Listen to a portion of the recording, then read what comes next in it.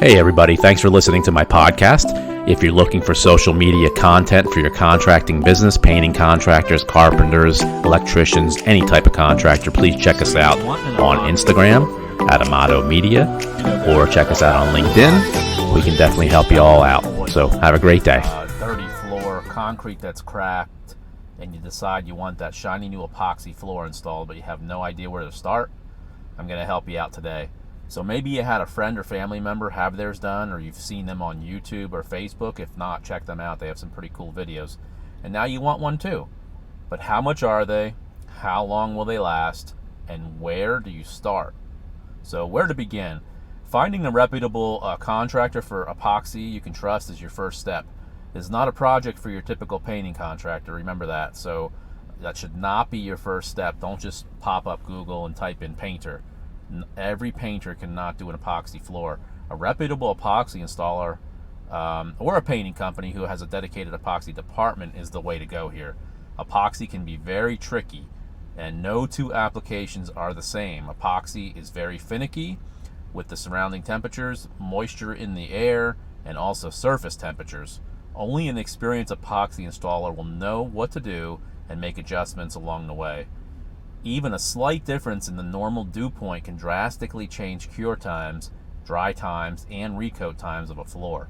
Not knowing these and what to do can be disastrous for your garage floor. What could go wrong?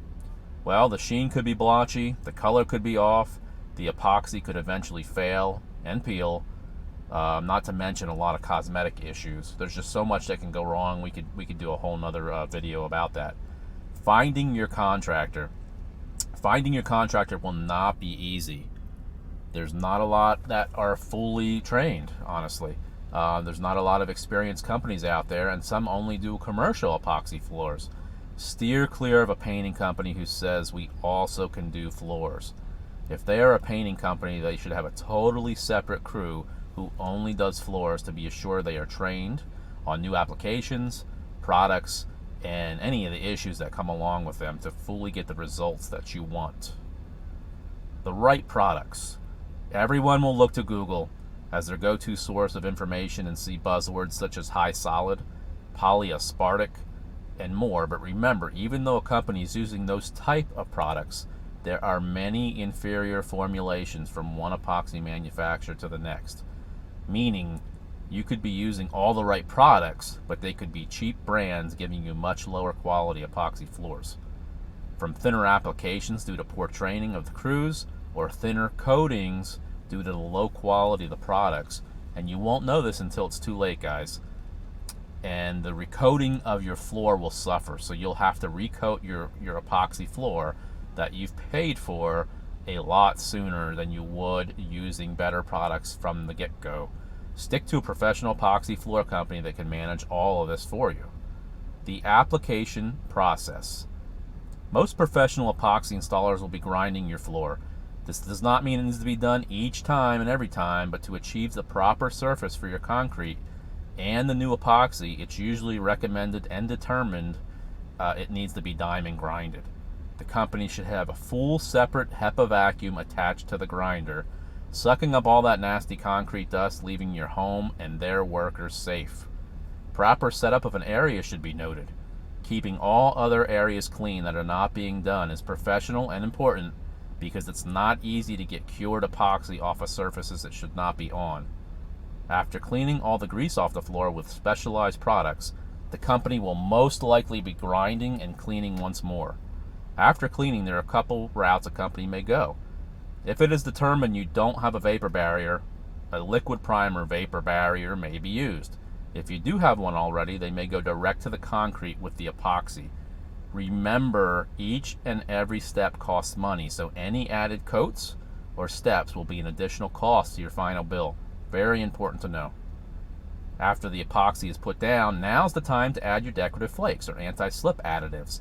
This can be very unique and custom installation process. You may get a different look for whoever is installing or throwing your decorative flakes. So you want to watch, you want to make sure one person is throwing the flakes or they're being supervised if they're using other people, or you could get a different look throughout the floor. Then the last step is the clear coat. Another term you're going to hear so much is Polyaspartic. This is the buzzword now in the business. This is a type of coating that's not vulnerable to the UV light like epoxy is.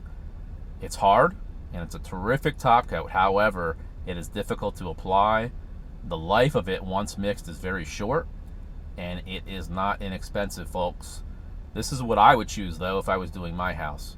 You do have some other options, but they will directly affect the longevity of the coating, the amount of time you have before having to coat it again. Depending on the use of your floor will also determine what type of clear coat you're using. And expectations, guys. Almost in everything that we do, we want to talk about expectations. At the end of the day, proper expectations are needed. If you have concrete that is moving, contracting or expanding, or water pressure coming up from underneath your floor, you could definitely have some issues.